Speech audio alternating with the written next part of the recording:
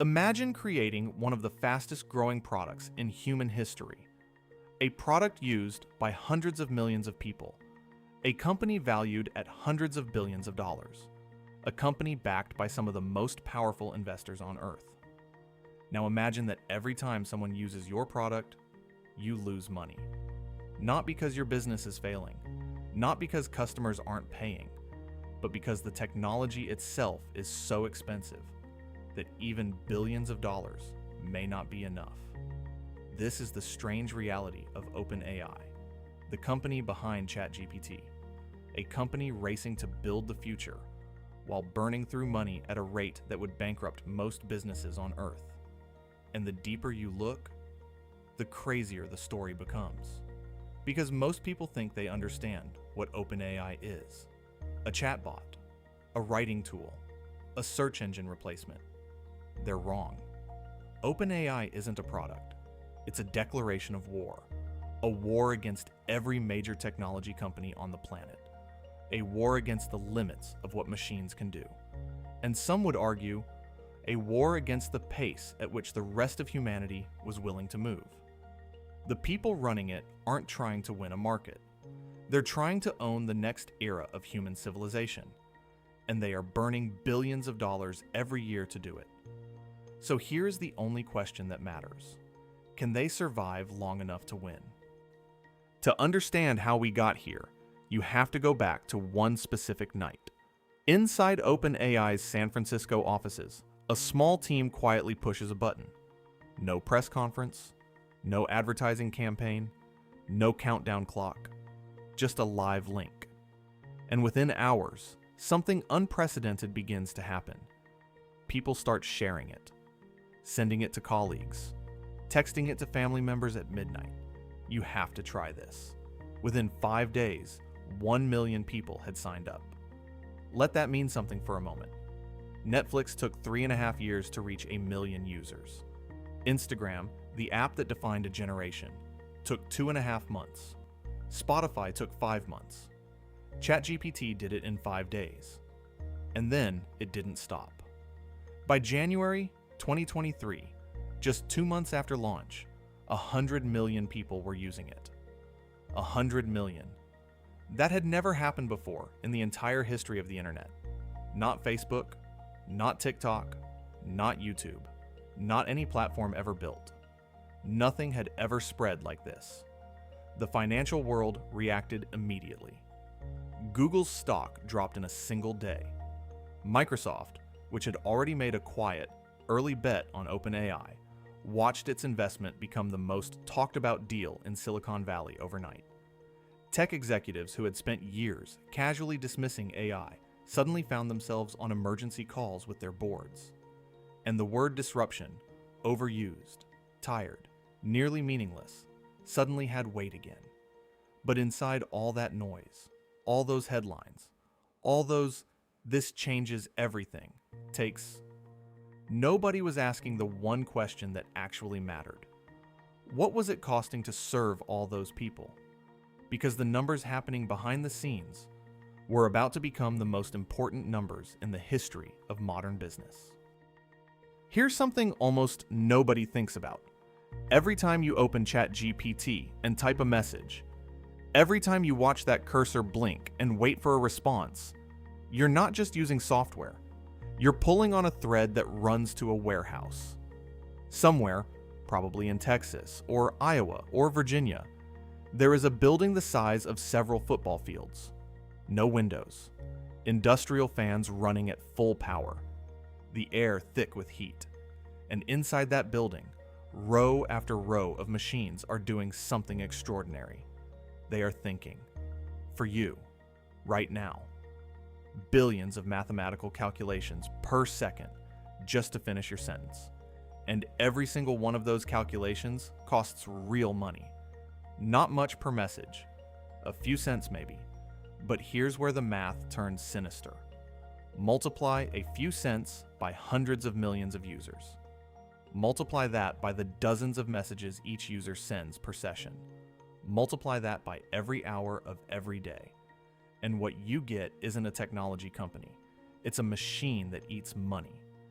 Estimates from the early months after launch suggested OpenAI was spending close to $700,000 per day just to keep the service running. Read that again.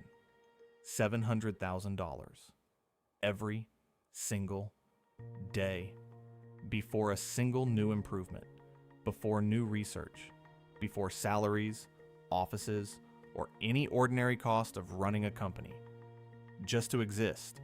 And that doesn't include what it costs to build the model in the first place.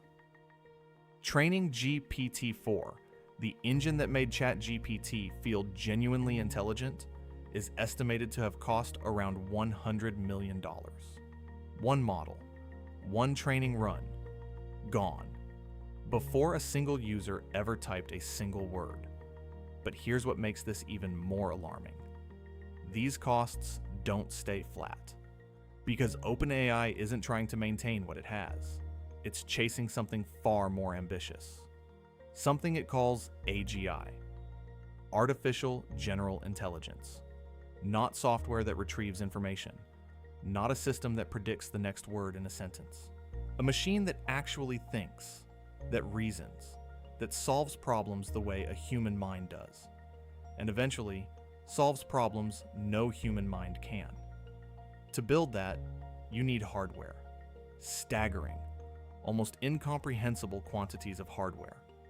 Hardware that comes from exactly one place. One company.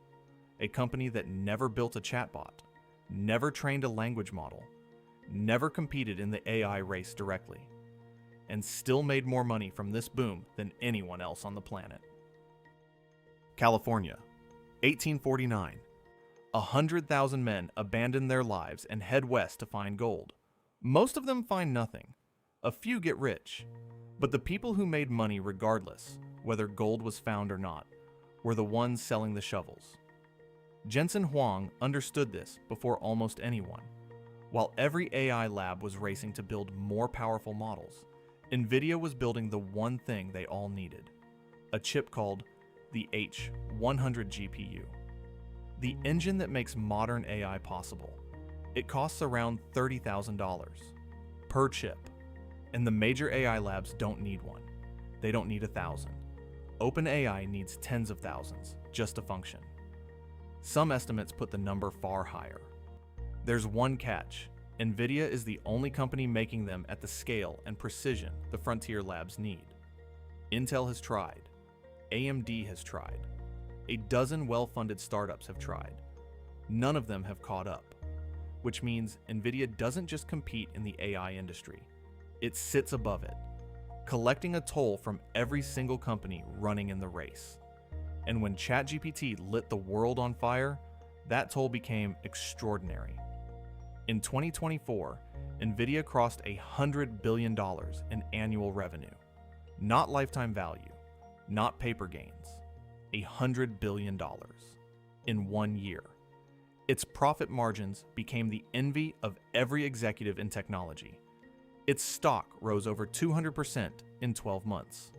And Jensen Huang, who had spent 3 decades quietly building a chip company most people couldn't name, became one of the most powerful figures in the global economy almost overnight. But here's the brutal reality for OpenAI. Every time it builds a better model, it has to buy more chips. More chips means more cash leaving the building.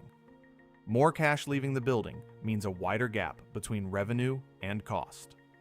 And NVIDIA has every incentive to hold its prices exactly where they are. Because Google needs those chips. Amazon needs them. Meta needs them. Every major AI company on Earth is paying the same toll to the same landlord. NVIDIA isn't a vendor to the AI industry. It's the infrastructure, and the rent only moves in one direction. Now, you might think, surely OpenAI can outrun this. Grow fast enough. Build a big enough lead that the costs become manageable. Maybe, if it were running alone, but it isn't. And the war it's fighting on the other side makes the NVIDIA problem look almost simple. In early 2023, a document leaked out of Google. It was never meant to leave the building, but it did. And when the technology industry read what it said, the room went very quiet. The memo was blunt. Google admitted that it did not have a defensible moat in AI, and neither did OpenAI.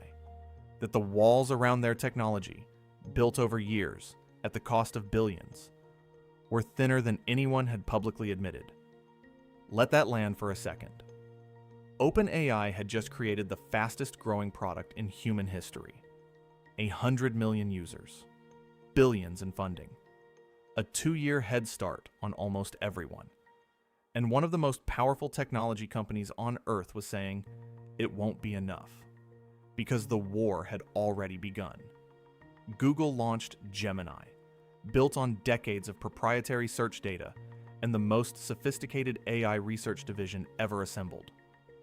Meta released Llama, open source, free, downloadable by anyone on the planet, backed by a company printing over $150 billion a year in revenue. Amazon poured billions into Anthropic, a company founded to build exactly what OpenAI was building, started by former OpenAI executives who had walked out the door. Microsoft had put $13 billion into OpenAI, while simultaneously building AI into its own product ecosystem, quietly making sure it never had to fully depend on anyone. And China entered the race with government backing, national urgency, and no intention of finishing second. Every major technology power in the world sprinting in the same direction. Now here's the asymmetry that should have kept Sam Altman awake at night. OpenAI's rivals weren't just more numerous. They were structurally immune to the pressure OpenAI was under. Google earns over $300 billion a year from advertising alone. Meta earns over $150 billion. Amazon generates more still. These companies can fund AI as a rounding error on their income statements. They can absorb a decade of losses without flinching. OpenAI cannot, and yet it kept moving. GPT-4, then GPT-4o, then o1. Then a relentless sequence of new releases, each one more powerful, more expensive, more technically demanding than the last.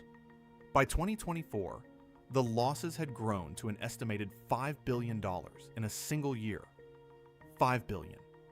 And still, somehow, the company was standing, still building, still spending, still in the race. How? Let's put the numbers on the table.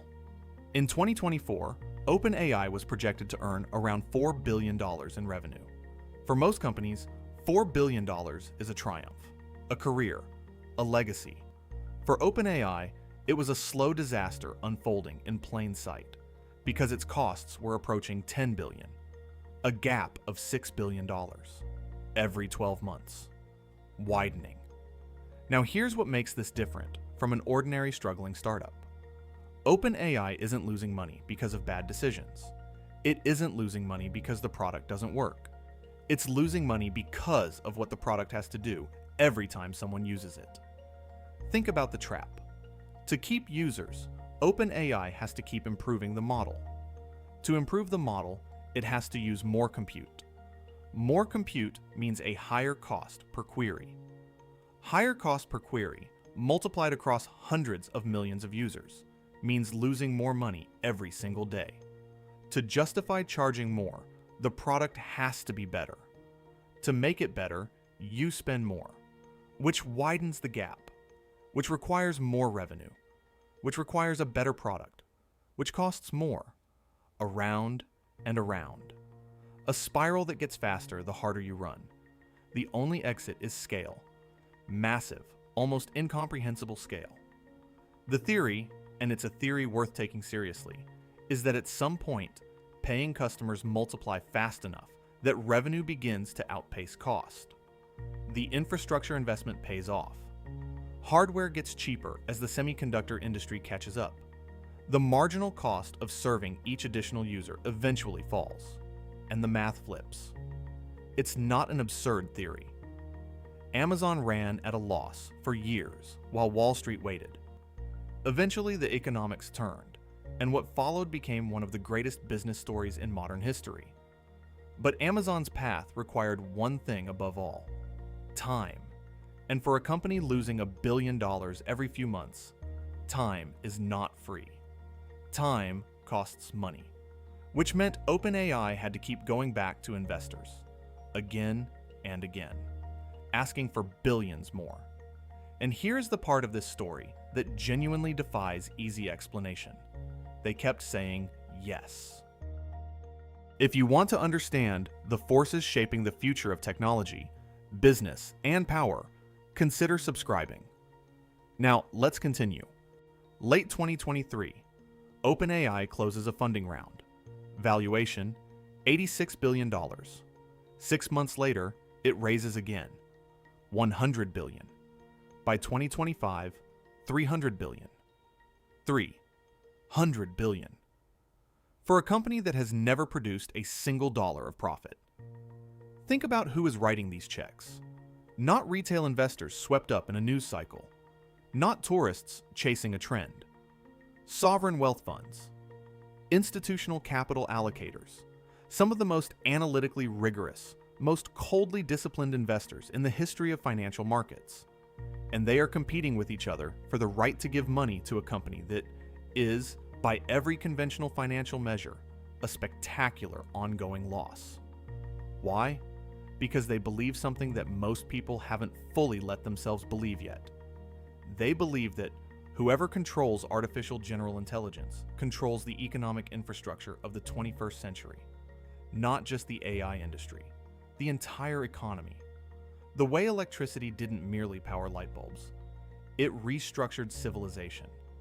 If AGI arrives, and the people closest to the research believe increasingly that it will, the company that controls the most capable version of it sits at the center of every industry on Earth, not as a vendor, not as a service provider, as the foundation everything else is built on: healthcare, finance, law, manufacturing, defense, education, scientific research.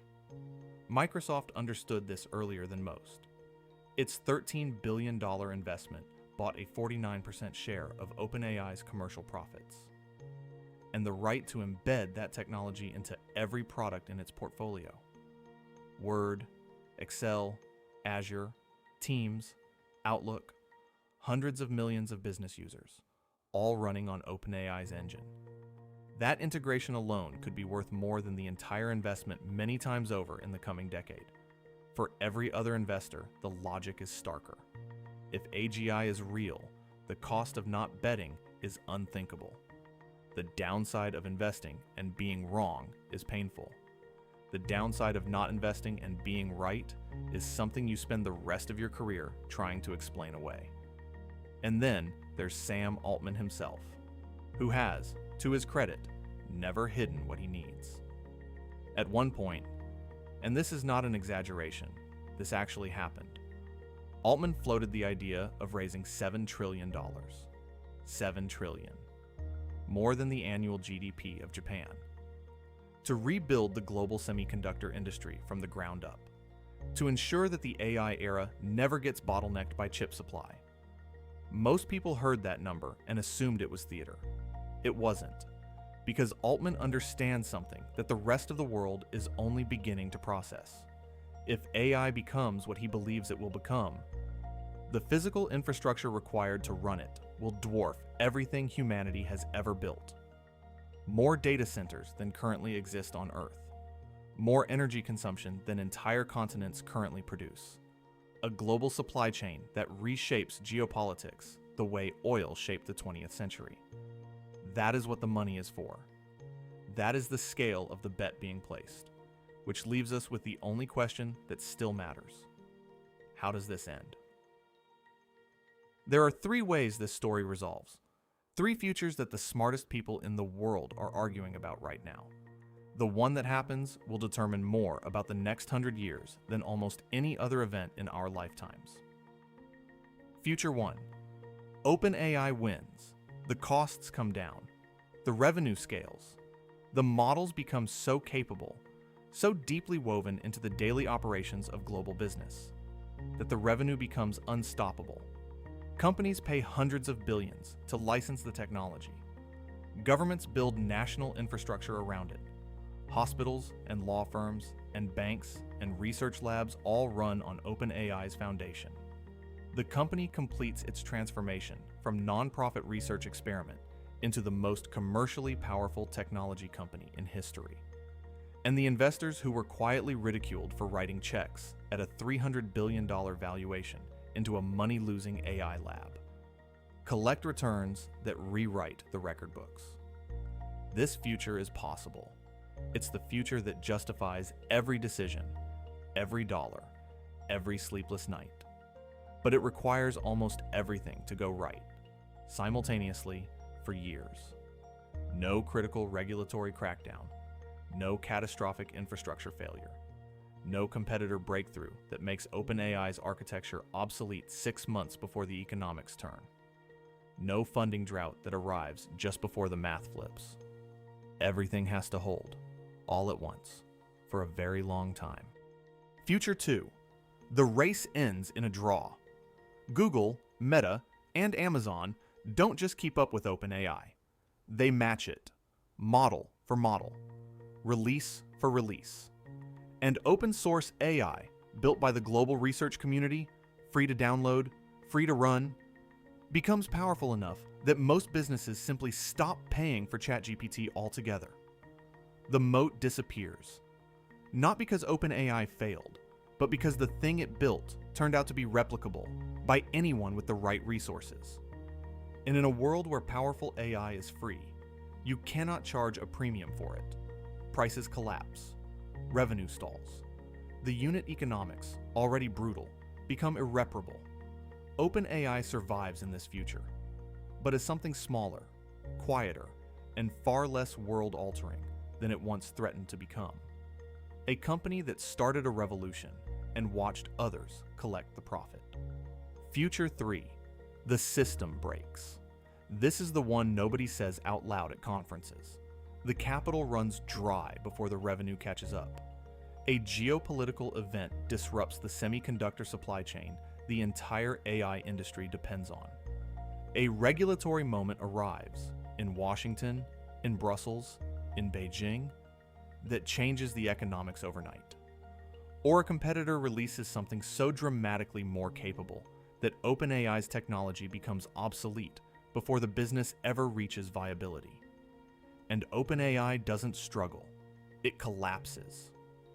The aftermath, what happens to the models, the intellectual property, the people, the relationship with Microsoft, creates a shockwave across the technology industry that nobody has a playbook for. This is not the likely future. But here's what prevents anyone from fully dismissing it. Every single person inside OpenAI knows it's possible. And that knowledge, that specific fear, explains everything about how the company operates. The urgency, the pace, the spending that looks reckless from the outside. It isn't reckless. It's the behavior of people who understand exactly what happens if they slow down. Here is what makes this story unlike almost any other in the history of business. The stakes are not financial. Not really. OpenAI isn't fighting for a share of the search market. It isn't competing for advertising revenue or monthly subscribers. It is attempting, openly, explicitly, without apology, to build technology that changes what it means to be human. That restructures the global labor market. That accelerates scientific discovery by decades. That shifts the balance of power between nations in ways that make the internet era look like a warm-up act. And it is doing this while losing billions of dollars a year.